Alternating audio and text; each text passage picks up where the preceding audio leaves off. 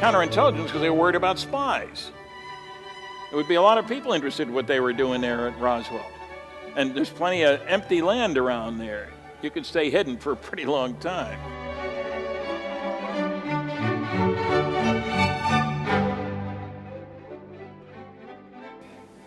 Our speaker today is a nuclear physicist, author, lecturer, who received his BS and MS degrees in physics from the University of Chicago in 1955 and 1956. For 14 years, he worked on the development of a wide variety of classified advanced nuclear and space systems for such companies as GE, GM, Westinghouse, McDonnell Douglas, TRW Systems, and Aerojet General Nucleonics. He became interested in flying saucers in 1958, gave his first lecture in 1967, and in the mid-1970s began the civilian investigation of the recovery of crashed flying saucers near Roswell, New Mexico. Mr. Friedman has spoken at more than 600 colleges and over 100 professional groups in all 50 states, 9 Canadian provinces, and 17 other countries. He has appeared on hundreds of TV and radio programs, including Larry King 4 times, Nightline, Peter Jennings, E.T., Canada AM, Coast to Coast Radio with Art Bell, George Norrie, and George Knapp, and in dozens of documentaries on the History, Discovery, and Sci-Fi channels. He has published more than 90 UFO articles, co-authored Crash at Corona, the definitive study of the Roswell incident, as well as Captured, the Betty and Barney Hill UFO experience with Kathleen Marden, Betty's niece, Top Secret Magic, about Operation Majestic 12, and in June 2008, Flying Saucers and Science. His newest book, Science Was Wrong with Kathleen Marden, was published in June 2010.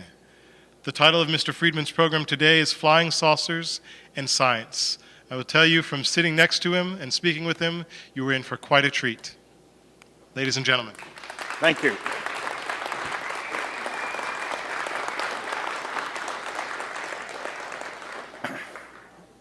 I feel privileged to be here. No snow where I come from, there is. I live in Fredericton, New Brunswick, Canada, east of Maine. So it's a treat to be where it's warm, or at least warmer.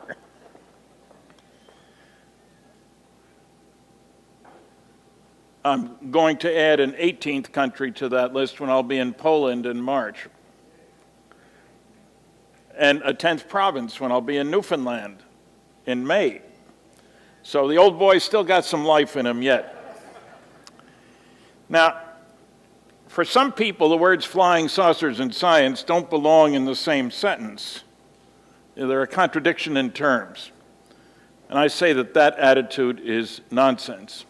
Science is a method of problem solving, asking the right questions, gathering data, and first and foremost, evaluating evidence. And when you see a scientist express a point of view that isn't based on evidence, then he's not being scientific. Unfortunately, there are a lot of those guys around, the nasty, noisy negativists, as I call them, when I'm being polite. This book goes into a lot of aspects of the whole flying saucer question. You can get here from there, the evidence, the large-scale scientific studies, the why questions, the silliness of the SETI people. Everybody knows that SETI stands for Silly Effort to Investigate, not Search for Extraterrestrial Intelligence. Let's look at specific examples here. Biggest study ever done for the United States Air Force. This is the cover of a privately published version. Project Blue Book Special Report number 14.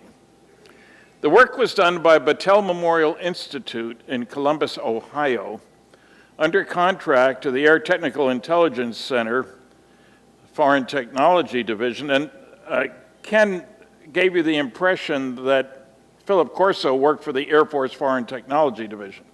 He did not. That was a major group. I had business dealings with them. Corso worked for the Army FTD, which only had 2 people in it, and he was a junior officer most of the time. So there's a misapprehension that is very widespread. Anyway, Battelle did the study. The study was not publicly distributed. but instead very wide distribution was given to a press release in which the Secretary of the Air Force was quoted. Here's what he said. Now, it's funny about this press release, they didn't mention the title of the report. Surely if somebody had said special report number 14, other people would have said, the press would have said, what do you mean 14? What happened to 1 through 13? The proper answer, had it been given, which it wouldn't have, was that they were all classified. It didn't say who did the work, so nobody could go ask Battelle about this. Kind of a strange beginning. Here's what the Secretary of the Air Force said. On the basis of this study, we believe that no objects such as those properly described as flying saucers have overflown the United States. I feel certain that even the unknown 3% could have been explained as conventional phenomena or illusions if more complete observational data had been obtained. Well, it's pretty straightforward. They did this huge study. Only 3% couldn't be identified just because there wasn't enough data. That's what the public was told. Here's the data from that study. You'll notice that the unknowns, the bottom line, were 21.5%. 21.5 is not a round off of 3%. You notice the next to the last line, insufficient information. It's crystal clear they had a separate category. If there wasn't enough data, in contrast with what the Secretary said, the data absolutely could not be listed as an unknown. Instead, it had to be listed as insufficient information. So on both counts, he was flat out lying. They did a quality evaluation of all the sightings. What they found, amazingly enough, the better the quality of the sighting, the more likely to be unexplainable. Exactly what you'd expect if the unknowns were really different from all the other cases. Notice you go from 35% for the best cases to only 18%. I mean, you know, how many isotopes does it take to be fissionable before you can build an atomic bomb? One, uno. So, you know, how many saucers landing in the middle of the Super Bowl coming up with little aliens getting out would it take to convince everybody, you know? Wouldn't need 20. They did something else. Well, I will back up. I said I wouldn't, but I will. They did something else. They asked an obvious question. Is there really any difference between the unknowns and the knowns? Maybe we just missed the boat in this screening process. Incidentally, they had a rule. No sighting could be listed as an unknown unless all 4 of the final report evaluators agreed it was an unknown. Any 2 could list it as anything else. They had pretty tight criteria. Furthermore, only 1.5% were listed as psychological aberration, a polite way of saying crackpot case. Now, the American Physical Society, to which I and most physicists belong, says that 2% of the papers submitted to it by physicists are crackpot papers. I think that means there are more crackpots associated with physics than with flying saucers. I'm one of the few with a foot in each camp, you understand. But they also asked a very important question. Is there any difference between the unknowns and the knowns? They did a chi-square analysis. They looked at 6 different characteristics: apparent size, color, shape, speed, you know, the observables. They found that the probability that the unknowns were just misknowns was less than 1%. That doesn't prove they're alien spacecraft.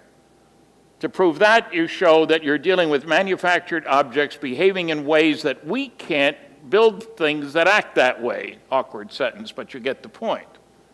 If they weren't built here, they were built someplace else. Remember, if anybody could build things like flying saucers, the major application would be for military purposes.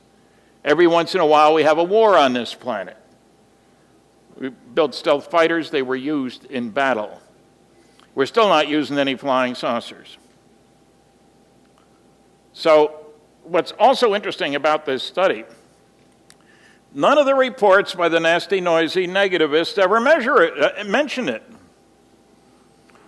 The SETI cultists will tell you there is no evidence for flying saucers. They never refer to the 5 large-scale scientific studies that I talk about, which includes this report. It isn't science if you say there is no data when there is data and you're too lazy or too ornery to look at it.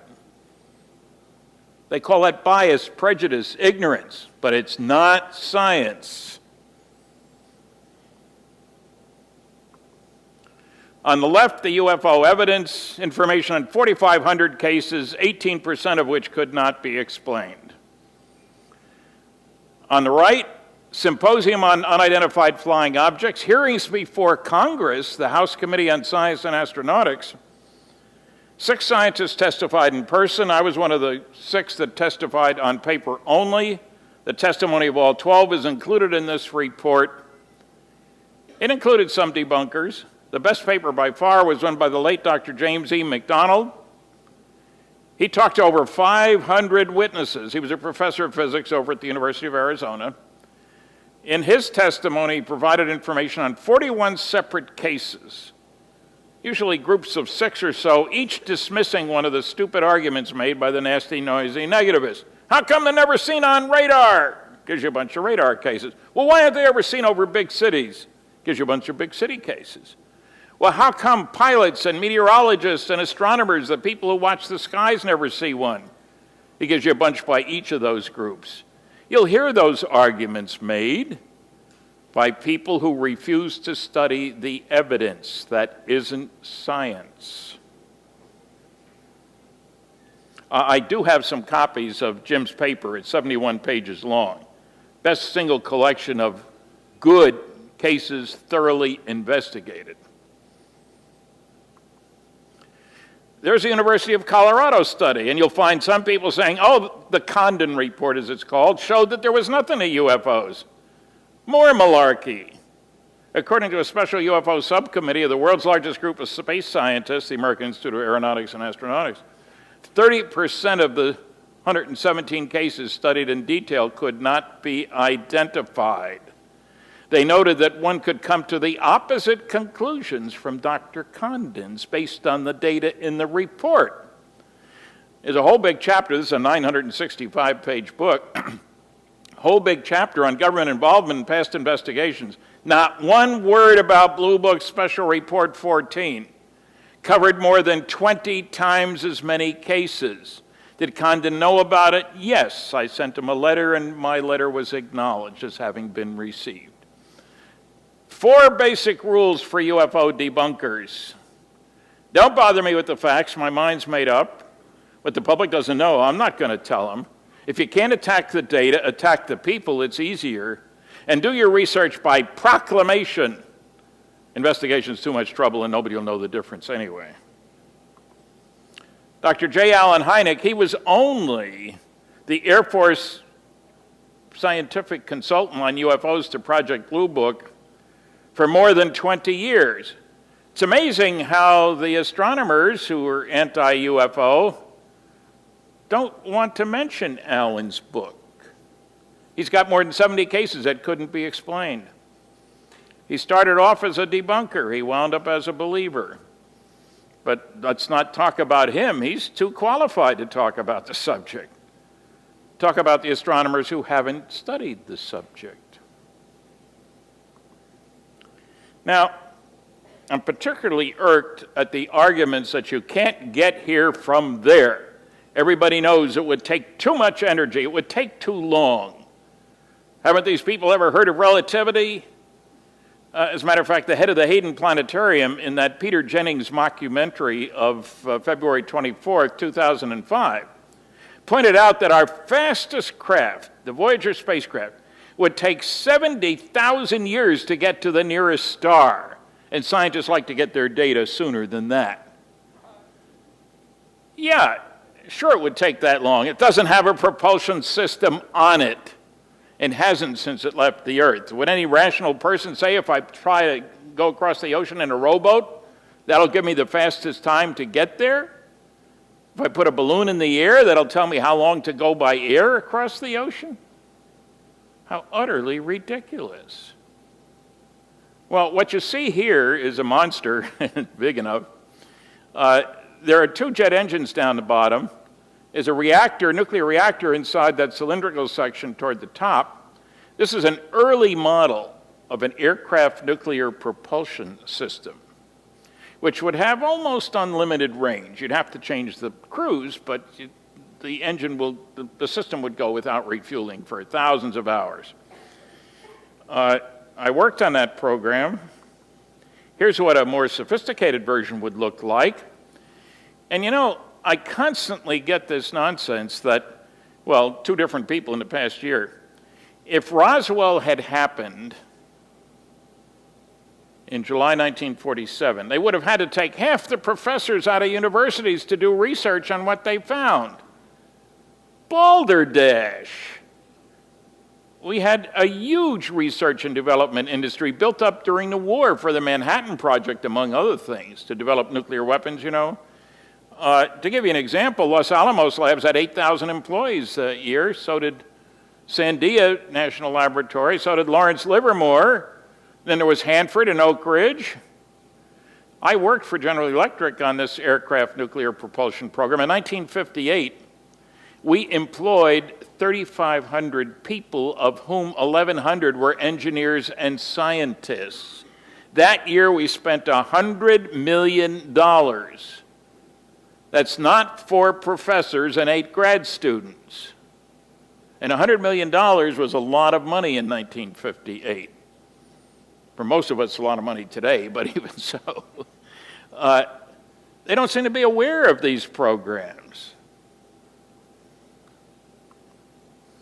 This is a nuclear ramjet, ground tested, built to carry an H-bomb any place in the world. You carry it up in a big B-52, drop it off, and light it up, and away she goes. This is in the early 60s. We spent many millions of dollars on that. How about nuclear rocket engines? Oh, that's science fiction, some people will tell you. Here's a layout in 1968 of various systems which were planned, talked about, but some of them were built and operated successfully. Here's the basic idea. Very hot, very cold liquid hydrogen comes in and goes out very hot, out through the nozzle at the top. Very hot, more than 4,000 degrees. Now, this isn't just a schematic. Here's one that I worked on at Westinghouse, NRX A6. It was this big. Power level was only 1,100 megawatts. That's half the power of Grand Coulee Dam. This big. This would make an upper stage. It's not a launch vehicle. But that was small potatoes. Here's one of the Phoebus systems. The 2B was about 7 feet in diameter. Power level was only 4,400 megawatts, twice the power of Grand Coulee Dam. Successfully tested before 1971. Make a great upper stage if we want to go to Mars. We don't seem to want to. Great increase in payload compared to an all-chemical system. The program was canceled, as was the aircraft nuclear propulsion program and the ramjet program. I think I've worked on more canceled government-sponsored research and development programs than anybody. Here's a nuclear rocket engine being tested out near Area 51, the nuclear test site. Those are tanks of liquid hydrogen down on the left. Area 51's off to the right and over the hill. You don't want to be close to these things when they're running. There's a lot of radiation. In space, that's not so much of a problem. Again, before 1970. Now, what I'm really excited about, I worked on in the early 60s, nuclear fusion. Now, whether you realize it or not, nuclear fusion is the most important source of energy in all of our lives. All the stars up there operate using nuclear fusion. Now, to give you some idea of what progress we've made with things nuclear, in 1942, a big bomb dropped on Germany and Japan was a 10-ton blockbuster, released the energy of 10 tons of TNT. Makes a pretty good mess, too. By the end of the war, 3 years later, just before the end, an atomic bomb was set off, 15,000 tons of TNT equivalent energy release. That was fission. 1952, we tested our first H-bomb, that fusion device, 10 million tons of TNT equivalent energy release. So from 10 to 15,000 to 10 million in less than 10 years. And the Russians tested one that was 57 million tons of TNT equivalent. You drop that in the middle of New Jersey, you'd start fires from New York to Philadelphia. Having grown up in New Jersey, I know there are some people who say that's not a bad idea, but anyway. Now, the important thing is to pick the right nuclear reactions. There's a whole bunch of fusion reactions. You want charged particles. Why? So you can them with electric and magnetic fields out the back end of the rocket. Otherwise, you get a lot of neutrons, and they're a pain in the butt because they go out in all directions. You've got to protect people from them, but you're not getting thrust out the back. So if you pick the right reaction, the first one, helium-3 and deuterium, 18 million electron volts in charged particles, normal chemical reactions, light a match, run your car, etc. We're talking a few electron volts. Here we're talking 18 million. You can kick particles out the back end of a fusion rocket that have 10 million times as much energy per particle as they can get in a dumb old chemical rocket. Now, the interesting thing here is that every advanced civilization will know about nuclear fusion because that's what makes the stars work. And every advanced thinking civilization will know that they better be prepared to go someplace else unless if some terrible catastrophe happens on their planet. You know, an asteroid strike, a bad volcano bunch going off and making it dark, a plague, all kinds of things. You've got to be ready to go. And for colonization and migration. Incidentally, none of the SETI people ever talk about colonization and migration. And they certainly don't talk about flying saucers. There's a simple reason for that. If flying saucers, alien spacecraft, are visiting this planet, then who needs SETI? Why should you listen for radio signals? Maybe you better learn sign language, because the guys are landing down the street. So for them, it is verboten to talk about any of this stuff. Now, incidentally, you all know about other nuclear-powered systems. The Navy has some beauties. Well, I'll give you an example. The Navy has nuclear-powered submarines. You've heard about those. They can go around the world underwater without coming to the surface, more than once. They have nuclear-powered aircraft carriers, big old monsters, that can operate for 18 years without refueling. Think about that for a minute. How many boatloads of diesel fuel or what, bunker sea oil, whatever aircraft carriers used to use, would it take for 18 years to go by? We're not the only country that has built them. Incidentally, they serve as a good analogy. I've had people say, how could an interstellar spacecraft crash at Roswell? If it came here from another star system, boy, it's not going to crash. Nobody says it did. It came on board a big mothership. We have reports of huge motherships, space carriers, half a mile to a mile long, which carry a bunch of little small ones which run around in the atmosphere and then rejoin, and they all go back to where they came from, apparently, or the next stop. No reason to say that what crashed at Roswell flew here directly from another star. And you might notice that the big aircraft carriers carry about 75 little ships, little aircraft, which, as it happens, can run around in the atmosphere and do all kinds of wonderful things. They're no good at all on the water, and the aircraft carrier certainly isn't any good in the air. You have a two-part system. Why would somebody insist that if something crashed here, it had to have just flown here from someplace else? That's pretty silly when we don't do things that way either. So nuclear fusion, great way to go. Matter of fact, there was a mention a bit earlier about plasma fusion devices. I was working on stuff like that in 1961. Whoops, wrong way. Never mind the saucer. Did you see the guys who were driving? Constant question. Yes, we have more than 4,000 physical trace cases from 80 countries that Ted Phillips in Missouri has collected. 1/6 of those involve reports of beings alongside the craft, which land out in the middle of nowhere, and when they take off, often leave physical changes behind: burn circles, burn rings, landing gear marks, strange stuff. Let's see. Here's one of those rings, Delphos, Kansas, a lot of good tests run on the soil. It was affected by the saucer. That's ring soil on the right, normal soil from a few feet away on the left. You will note the sophisticated soil retention device there. I had somebody say, "I can't believe anything you say," when I saw that paper plate.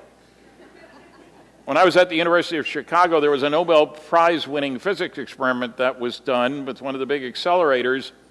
A key piece of equipment was held up by a coffee can, empty. If they can use a coffee can, I can use a paper plate, thank you. The material on the right has a higher level of soluble minerals than that on the left. It's too salty to grow anything, and his soil didn't grow anything for a couple of years.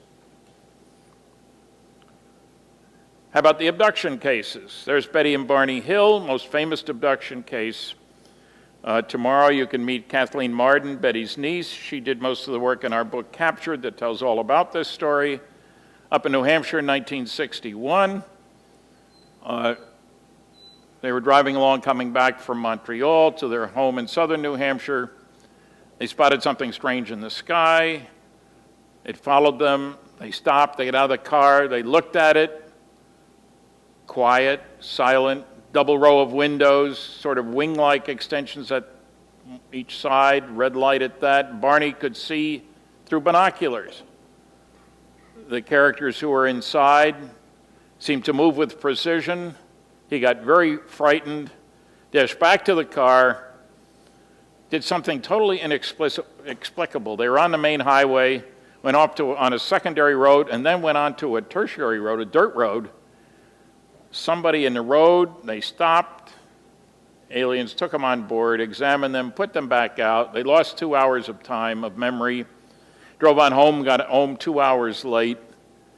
There's a DVD that has the story in it that Kathleen Marden put together. It's a fascinating story, partly because so many scientists have said so many stupid things about the story. Distortion, lies, misrepresentation, and that includes my University of Chicago classmate, Carl Sagan. This is covered in the Cosmos series, and he has the windshield wiper going, and a whole bunch of other things that were wrong. It was a clear night. Check the weather records. Of course, Carl wouldn't do that, but there's a whole bunch of things that we discuss in the book. Captured, the Betty and Barney Hill UFO experience. That's their dog, Delsey. That's not an alien creature, incidentally. The star map is a key part of that story. I was the first to publish about this. Betty, under hypnosis, is telling reliving how she's asking the leader of this crew, where are you from? I know you're not from around here, understatement of the month. And he shows her what seems to be probably a holographic projection, but a three-dimensional 2 feet by 3 feet by 3 feet, bunch of points of light connected with three different kinds of lines, heavy trade routes, light trade routes, occasional expeditions. And Betty's looking at this thing and says, "Well, where are you on the map?" Wise guy alien says, "Do you know where you are on the map?" "No, I don't know anything about astronomy." "How can I tell you where I'm from if you don't know where you're at?" End of discussion. You can imagine Dr. Benjamin Simon, who was doing the hypnosis. And I should say something about Simon. He wasn't just your amateur hypnotist. He developed a technique during World War II to treat shell-shock war veterans. Today it's post-traumatic stress disorder, but you know, your buddy's head gets blown off next to you and it's a little hard to integrate that into your future. Using medical hypnosis, inducing amnesia after each session with people. He was even the star actor in an Army movie, Let There Be Light, showing how he helped the war veterans, the shell-shock war veterans, to get back to normal. He didn't know anything about flying saucers. But Betty and Barney got home 2 hours later than they should have. There were a number of inexplicable phenomena. They remembered seeing the craft and seeing the beings through the windows, and that was it. He hypnotized them each separately for a couple-month period every week, induced amnesia after each session, so neither one knew what the other one was saying, and they could not talk about what went on. Finally played back a composite tape lifted from all these sessions. They relived how they'd been taken on board that craft against their will, being treated as specimens, stick a needle here, scrape a little skin there, put back out, told they wouldn't remember what happened. It's a long, involved story. Captured the book, tells all the details, and does a careful analysis. You see, Betty had some dreams in the next couple of weeks, and people say, well, she had these dreams about an abduction, and she told Barney many, many times, and he just echoed them back to Dr. Simon. Well, Kathleen in the book compares what they say when they were together, how each describes the situation, which matches, incidentally, and what they say when they were separate, and nothing matches the dreams. Barney was not echoing Betty's dreams. But don't let the facts get in the way of a serious lie. And there are plenty of them about this story. Here's the woman who built 27 different three-dimensional models of our local galactic neighborhood to see if she could find a three-dimensional fit to Betty's two-dimensional drawing. Marjorie Fish, you can see it was taken a few years ago. You notice my beard is a little bit darker than it is now. Brilliant gal, incredible amount of work.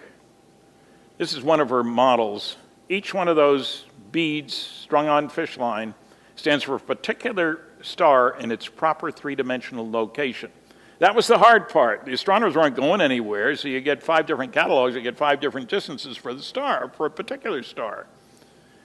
To aim a telescope at a star, it takes 2 angles. Doesn't matter whether it's 20 light years or 40 light years. We have new catalogs now, but back then the data was lousy. She did the best she could, wound up identifying all the stars in the map. They were all sun-like stars. The sun is in the upper right-hand corner of this map. What's important is all the stars are sun-like. Only about 5% in the neighborhood are. They are in a plane. Think of a big flat pizza with slices of pepperoni on it, as opposed to a big fat loaf of raisin bread with stars strung all the way over the place. That's helpful in travel, incidentally, when you're in a plane. The planets in our solar system are in a plane. I think I have the names of them. Yeah. It's a little out of date because there was a Hipparcos European Space Agency satellite that got millions of new and better measurements. The base stars are still Zeta 1 Reticuli and Zeta 2 Reticuli, the lower right-hand corner. Now, the interesting thing is those 2 stars just happen to be the closest to each other pair of sun-like stars in our entire local neighborhood. We're out in the boonies here. Next star over from the sun's 4.3 light years. These guys are only an eighth of a light year apart. They're only 39.3 light years from here. From a planet around one, looking over at the other, you can see it all day long, the star all day long, and you can directly observe the planet so you know whether there's life there, the chemistry of the atmospheres, et cetera, et cetera. Oh, and yes, they just happen to be at least 1 billion years older than the sun. 2 important implications. If you got a next-door neighbor, you're going to figure out how to get there. Interstellar travel. And if you got an extra billion-year head start over us, you're certainly going to figure out how to get there before we do. People seem to think that aliens are stuck at our level of technology. I find that weird. We've only had radio for a little over 100 years. And guys out there are sending signals using our radio communication techniques? I don't use the slide rule anymore. Very strange, the SETI guys. They're the ones who make those strange claims. Anyway, it's a very exciting piece of work. The criticism has been loaded with baloney. We could start a delicatessen with all the... This was published by Astronomy Magazine. It was incredible. I instigated their initial article. Within a year, they published a whole bunch of responses to the article. And then they put out this 32-page full-color booklet. They sold 10,000 copies in a very short order, which is incredibly fast. Then Carl Sagan's lawyers, you notice his name is in the list down the bottom, threatened to sue them if they didn't take his name off there. All he did was use Carl's letters. They made me an offer I couldn't refuse, and I wound up with 18,000 copies in my garage in California.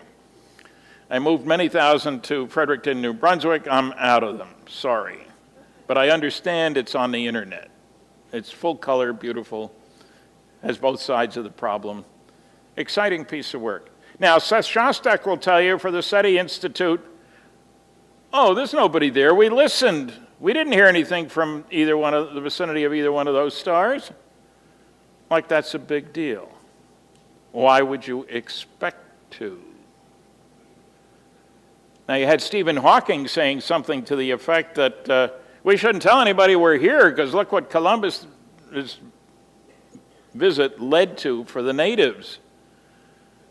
And others saying that, my goodness, if they were coming here, they'd have let us know first, like Columbus sent smoke signals to the natives, of course. And a simple question would be, why? Is that the way people act? Thinking beings act? Now, for some reason, astronomers act as if they know a lot about human behavior, no less alien behavior. If you were making a list of professionals to whom you would wish to ask questions about human motivation, where would astronomers be on that list? I mean, you might have psychiatrists, psychologists, even lawyers, social workers, but astronomers?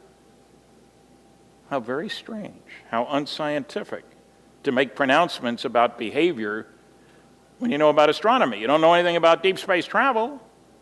You don't know anything about UFOs. It's a weird world we live in. Ignorance triumphs over facts and data. This bust was done by Marjorie Fish based on Barney Hill's description under hypnosis of what the aliens look like. It's your typical little gray guy, you know, under 4 foot tall, big eyes, practically no nose, mouth, ears, just little holes. Your typical little gray guy. I don't know what else to call him. There's the book that tells you the whole story about it. Kathleen, as I said, is Betty's niece, has all the hypnosis tapes, transcribed them all, spent a lot of years asking Betty questions. Barney died in '69. I had met him and Betty before that and saw Betty several times after that. Now, I mentioned Roswell before. There are so many false arguments made about Roswell. One of them is, and there's a guy who's now a senator from Minnesota, well, if it was such a big story, how come it only appeared in the Roswell paper? It appeared in evening newspapers from Chicago West. This is the Chicago Daily News. It was in the San Francisco paper, the Spokane paper, the Sacramento paper. Naturally, it was in the Roswell paper. It was all over the place. Army finds air saucer on ranch in New Mexico. Now, the Air Force has paid more attention to Roswell than to any other case. In their big fat reports, they lied. They lied about me. They lied about the events and the people. Some of it kind of nasty. There's the Roswell paper. That's Roswell Army Airfield captures flying saucer on ranch in Roswell region. There are 3 different articles about UFOs on this same page. They didn't call them UFOs then, it was flying discs, flying saucers. UFO came later. I began the civilian investigation way back in the 70s. I had a false start. Talked to a woman whose son had had a sighting, who said we ought to talk to his mother. She was working in Albuquerque, had a great sighting there, and somehow it came up, she was at a radio station, that their Roswell affiliate called and wanted her to put something on the wire. They weren't attached to the news wire in Roswell. They started dictating, and a message came across the wire saying, "Don't continue this transmission, FBI." And if you're wondering why the heck would the FBI be paying attention to New Mexico, there was more classified work going on there than any place else. 2 of the 3 nuclear weapons labs in the United States were in New Mexico. The biggest employer in the state was Kirtland Air Force Base. The largest military base in the country is White Sands Missile Range. That's where we're firing all the captured German V-2s. That's where we had our best radar. Roswell was an important place. Now, she gave me some names. I pursued it as far as I could go and ran against a stone wall. Well, I don't remember anything, things like that. But in 1978, I was in Louisiana and Baton Rouge. I was supposed to do 3 interviews at a radio station there. And I'd done the first 2, and the 3rd reporter was nowhere there to be found. That night I was speaking at Louisiana State University. So we're promoting, and I've been brought over to the station by somebody from the university. And the station manager, Bill Allen's giving me coffee. He's looking at his watch. He's embarrassed. He knew I had other things to do. I'm wondering, where the heck is that reporter? They didn't have cell phones back then. Out of the blue, he says, "You know, the guy you ought to talk to is Jesse Marcel." And being the great investigator I am, I said, "Who's he?" "He handled pieces of one of those saucers you were interested in when he was in the military." What? Totally off the wall as far as I was concerned. What do you know about him? Lives over in Houma, Louisiana. He's a great guy. We're old ham radio buddies. You ought to talk to him. Okay, then the reporter showed up. I did the interview, had a great crowd that night, and I decided next day from the airport, I was there a little early, let's see if we can find this Jesse Marcel. And there was one listed in the phone book called information. He told me his story. He's one of the few people that couldn't deny that he was involved because his name was in papers all over the place, his picture in some of them. He told me what happened. Couldn't remember the exact day. It was only 30 years before, you understand. I was in Bemidji, Minnesota. Somebody else asked me if I'd ever heard about a crash saucer in New Mexico. Followed up on that one, shared with a colleague who had read an article in the Flying Saucer Review, English publication, still going. An English actor driving across the United States from LA to Philadelphia heard on the radio as he went through New Mexico about a crashed flying saucer. He could pin down the date. It wasn't a trip you made very often back then. You can imagine what the roads were like in 1947. Early July or so in 1947. My colleague Bill Moore went to the University of Minnesota Library, periodicals department, started looking, there was the story. Gave us all kinds of names, confirmed what Jesse Marcel had said, and the next year and a half we found 62 people connected with that case. And the first book came out in 1980, the Roswell incident. There have been a number more, a number of them by people who didn't do any research, but did their research by proclamation, any real research. The Air Force put out 2 reports, one wasn't enough. I love the title, the Roswell Report, Truth versus Fiction in the New Mexico Desert. The Air Force provided the fiction. They got dates wrong, people wrong, lied about me, which I resent. There's New Mexico. Albuquerque's kind of in the middle there. Roswell is southeast there. Small town at the time, 25,000. The home of the Roswell Army Airfield, the 509th Composite Military Group, bombing group, was the most elite military group in the entire world. They had dropped the atomic bombs on Hiroshima and Nagasaki. They dropped 2 more. That was in 45, dropped 2 more in 46 in Operation Crossroads. This wasn't a bunch of guys sitting around with nothing to do. The Cold War had started. They had nuclear weapons at the base. Pretty special place. And I'll tell you, there's a lot of interest. Over 2 million visitors have gone to Roswell. It isn't on the way to anywhere. It's 200 miles from Albuquerque, Amarillo up northeast, El Paso southwest. Over 2 million visitors. And I don't get a dime from that. What a shame. I'll be there again this year for the annual festival. On the 50th anniversary, we had thousands of people there and over 300 newsmen, accredited newsmen, to stop by and listen and deal with the subject. Research is still going on. I heard just today about somebody who might have a piece of the wreckage. I'm going to pursue it. There's Major Jesse Marcel, the base intelligence officer, with the phony wreckage. What happened was, rancher came to town, went to the sheriff's office. Sheriff called the base, talked to Jesse, he was duty officer on July 6th. His commander, Colonel Blanchard, said, go check it out. He went to the sheriff's office, looked at the wreckage, nothing conventional. Talked to the boss again. He said, take one of our counterintelligence corps guys with you, check it out. Counterintelligence because they were worried about spies. There would be a lot of people interested in what they were doing there at Roswell. And there's plenty of empty land around there. You could stay hidden for a pretty long time.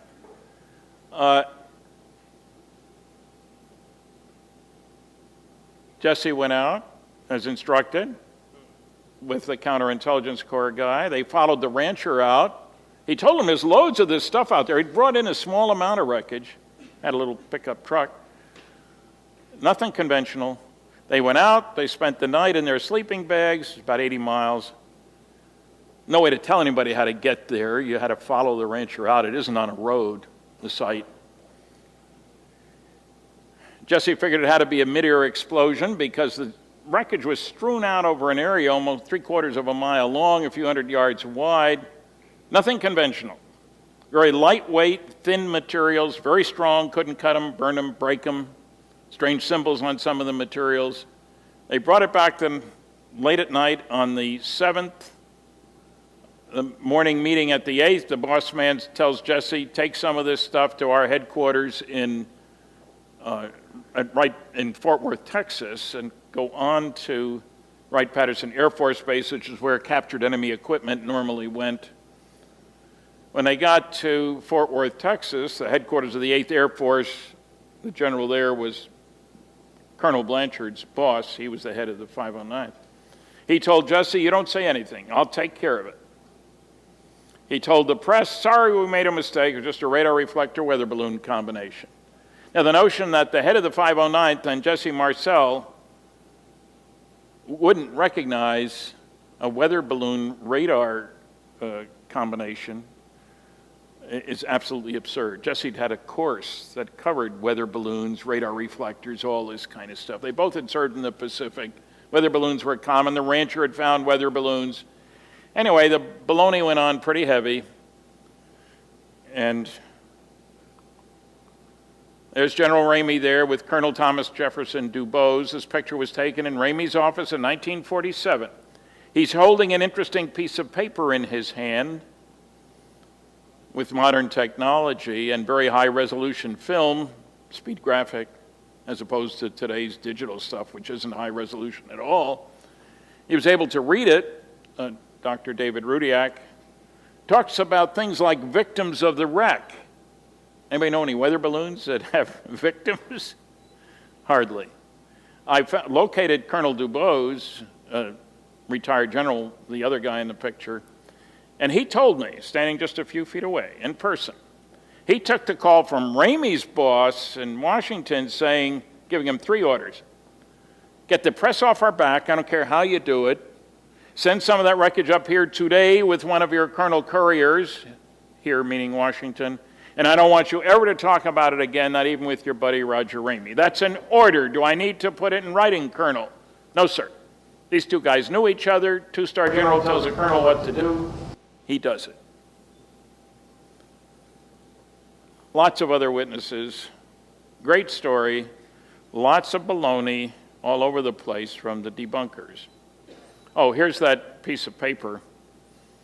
I have available some, not here, but you can get from me. If you really want to play with your computer and trying to figure out what's written there, let me know. There's a free book list out at my table that tells you how to reach me by email or phone.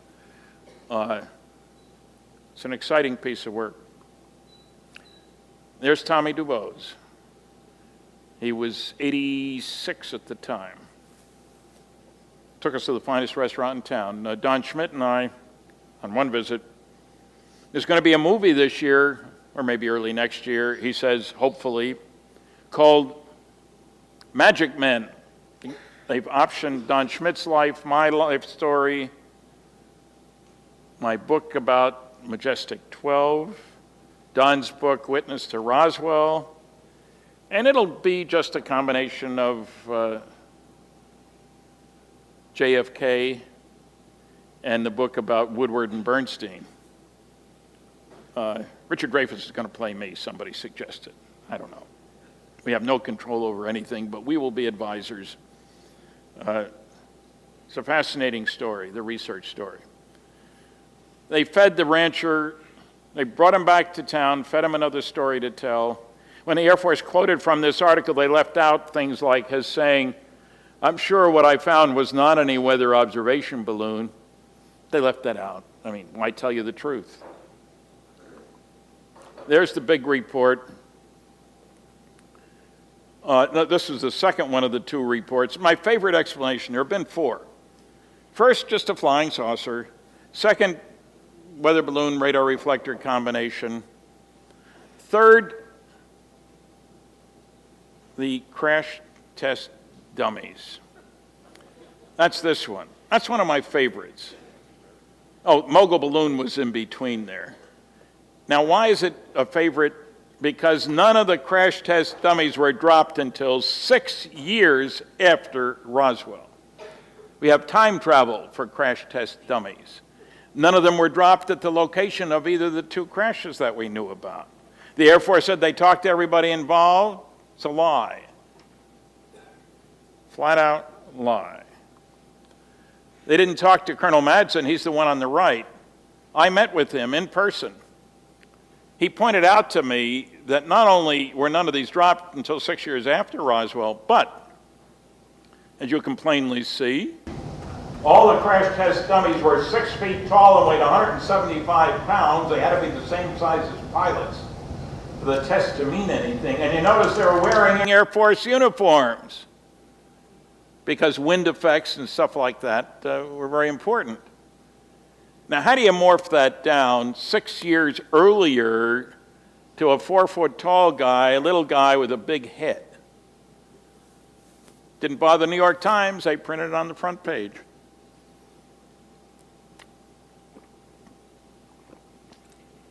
One of their science reporters, incidentally.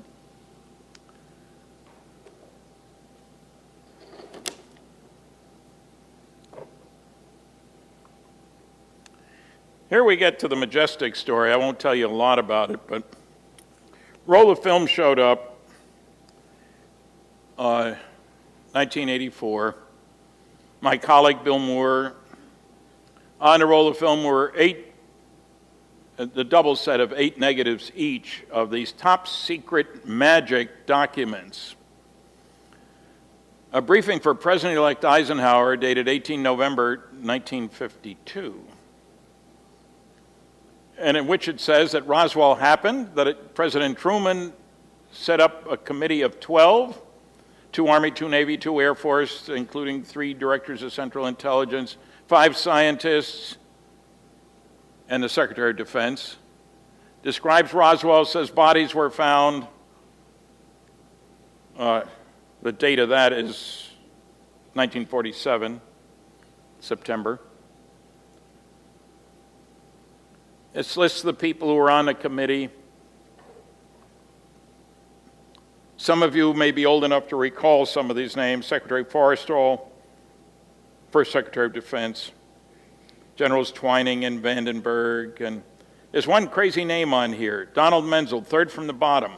He was a Harvard professor of astronomy. All these other guys, you could see from their track record, had high-level security clearances from their work during World War II. You don't need a high-level security clearance to teach astronomy at Harvard, and Menzel had written 3 anti-UFO books. How could he possibly be a member of a group that knew that a saucer had crashed, that alien bodies were found, and wreckage had been recovered? Obvious nonsense. Well, some of us do our homework. I had to get permission from 3 different people. I didn't like Menzel. These guys were all dead, incidentally, when we got the documents, so there's no way you could ask them. But I had to get permission from 3 different people to see Menzel's papers at Harvard, and when I did, I was astonished, including his wife, incidentally, to find that he had led a double life. In his unpublished autobiography, it says he had a top-secret ultra clearance with the CIA. He was a world-class cryptographer. He did work for the FBI. He knew all the right people in all the right places. Had a need to know. And that came as quite a shock to the UFO community. I did a lot of other work. I published a book. Here's one of the memos. Looked at details on the memo. This is telling Secretary Forrestal that he could, authorizing him to proceed with Operation Majestic 12. It mentions Dr. Bush near the bottom there, and the Director of Central Intelligence, which was Admiral Hillenkoetter, who was the guy who wrote the briefing document. People say the signature is too much like Harry Truman's. That's who it should be like, of course. There's a lot of other detail. It's in my book. I've raised all the questions of the debunkers, and I believe have refuted all their objections. Most of them are too lazy to do their homework, of course, which made it easy. This was a memo, the only one we have that's an original piece of paper, and I was challenged on this one that the typeface is wrong. Philip Klass, who was a nasty, noisy negativist of the first degree, wrote 4 anti-UFO books. The typeface was wrong. It's the large pica type. It should have been the small elite type, because he had 9 documents from the Eisenhower Library, from the National Security Council, done in the small elite type. And he challenged me to find any other documents done in the same size and style type, and he would pay me $100 each for every genuine one, up to a maximum of 10. To make a long story short, I was going to the Eisenhower Library anyway. He'd never been there. I've been there many times. After I got to 14, I sent him copies and an invoice, and he paid me my $1,000. I think I have the check here. Yeah, there's the check. He got madder than hell when I included the check in one of my reports. I mean, here's what's ridiculous about that. The Eisenhower Library alone is 250,000 National Security Council documents. To generalize from 9 to 250,000 is absurd. It's typical of the intellectual bankruptcy of the pseudoscience of anti-ufology. I love the way that sounds. You know, you got to figure out what it means. All kinds of arguments are made against these documents. There have been over 100 phony documents put out, and I was able to establish that a whole bunch of them were phony.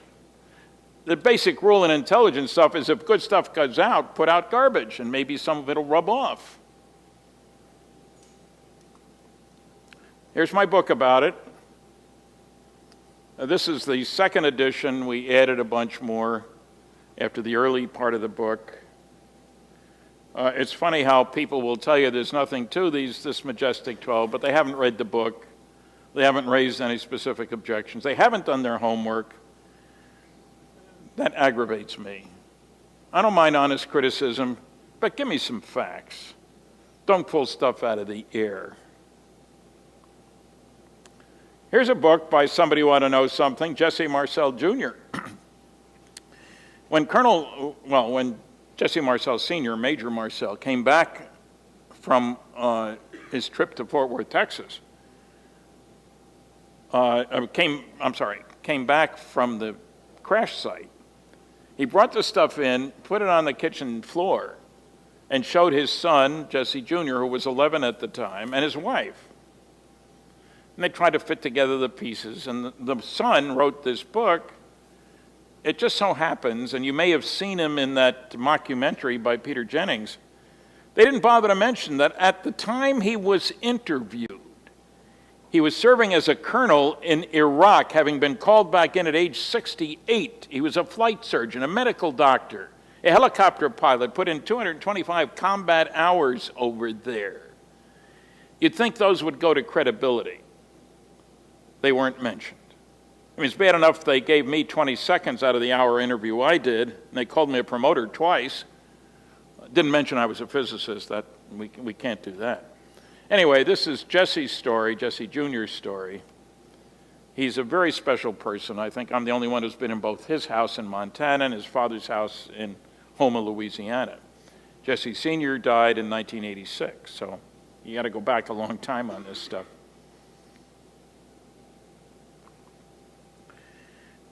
There's my book about crash at Corona. Corona is the small town closest to where things happened. It's called the Roswell incident because Roswell was a big town. They love me in Corona. They used to have a movie theater there. It's a small town, a few hundred people. They had a marquee on the movie. Forget about Roswell. It all happened here. They like me there. Crash at Corona. It's still a small town. Roswell's now 50,000 and is doing very well, thank you, because of the people who retire there and the tourist trade. And I think it's perfectly appropriate. It turns out that Lyndon Johnson was not voted for by the people of New Mexico when he ran in 1964. So he did what Texans in Congress always do. He closed the base in New Mexico and moved it to Texas. They had done nothing wrong. The town was highly dependent on the base. It seems perfectly appropriate that they should be the ones who benefit from the government's cover-up, from the government's lying. Over 2 million visitors. They have a 13,000-foot runway, incidentally. The German Air Force used to practice touch and goes there.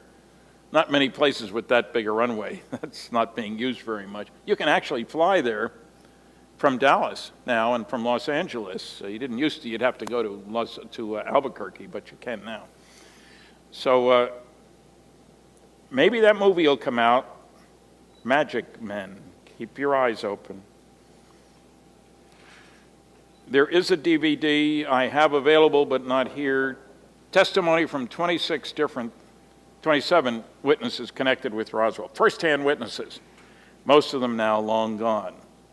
So you can listen to it. There's an order blank. You can get it.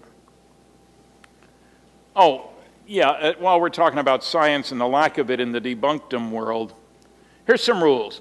Don't bother me with the facts. My mind's made up. But the public doesn't know. I'm not going to tell them. If you can't attack the data, attack the people. It's easier. And do your research by proclamation because investigation is too much trouble. And the corollaries. Absence of evidence is evidence of absence because looking is too much trouble. All believers are liars. Everybody knows that. All non-believers only tell the truth. The only reason believers like me are in it is for the money. I had a guy call me. I wasn't going to call you. I figure you're only in it for the money. Why is that? Well, I see on all those television programs. I don't get paid for them. What do you mean you don't get paid? I don't get paid for them. Well, how about Larry King? No, he pays expenses. You got to buy your own meals, as a matter of fact. Well, you showed your book. Sure. And how much money did his program collect from advertising for showing me? He didn't say much anymore. And people who don't understand security. They expect that top secret material would be referenced in just plain old secret material. That's nonsense. I worked under security for 14 years. That's not how things work. And this business about only Roswell papers. And one of the primary arguments, Governments can't keep secrets. Everybody knows that. They're incompetent. Seth Shostak again said, it's the same government that runs the post office, for goodness sakes. Look how FEMA fouled up on Katrina. Pardon me, I didn't hear anything about the NRO, the NSA, the CIA, the DIA, all those other alphabet soup agencies. The stealth aircraft was built at a cost of $10 billion over a period of 10 years in secret. The first satellite, spy satellite we put up in 1960, learned more about Russian military competence, bases, and establishments than all the U-2 flights that had preceded it. The first public discussion about the Corona, interestingly enough, spy satellite, was in 1995. The NRO admitted 3 years ago that they had canceled a program with Boeing that was to rearrange satellites. The NRO runs these big spy satellites, cost $500 million sometimes. They had spent $14 billion and hadn't gotten what they wanted, in secret. Who says governments can't keep secrets? There are many other examples in the book, Flying Saucers and Science.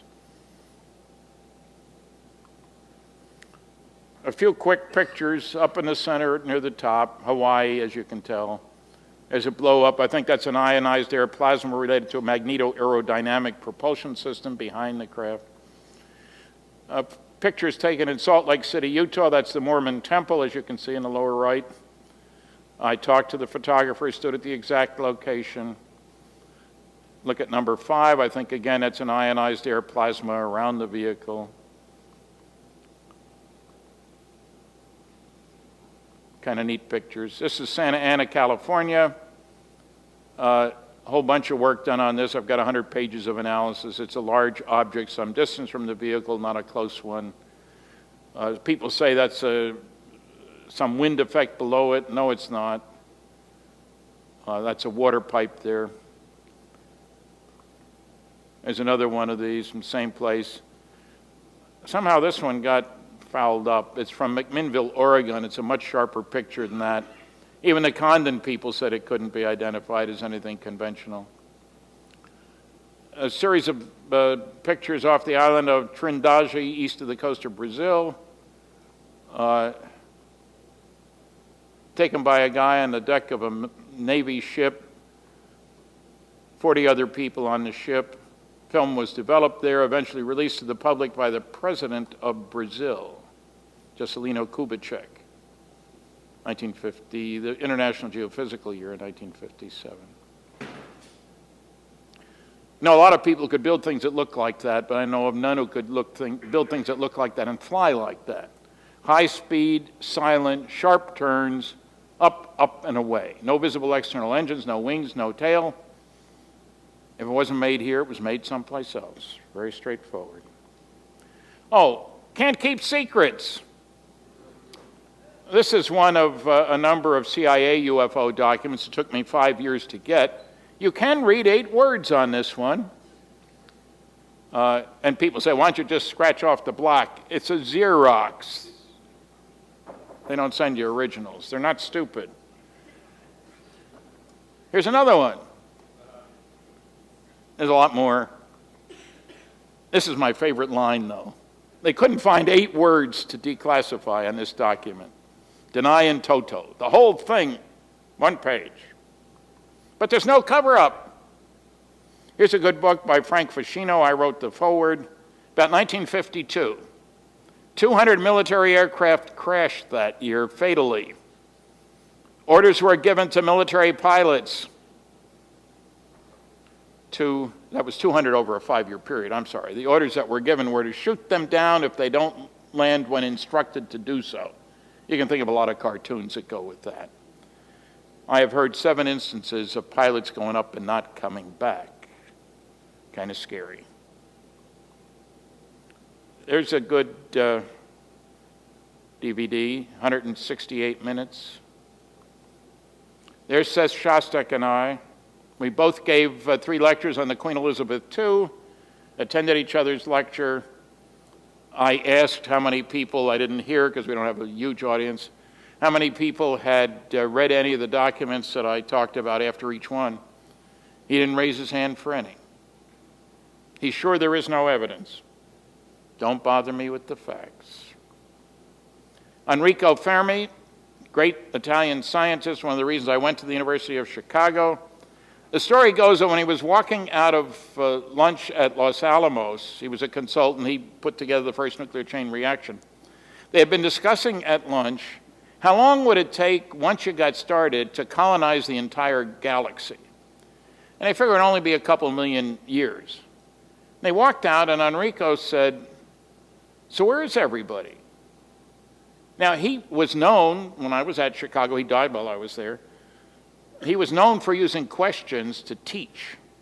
And there have been whole books written, some people saying, well, he was saying nobody was coming here. That's not what he said.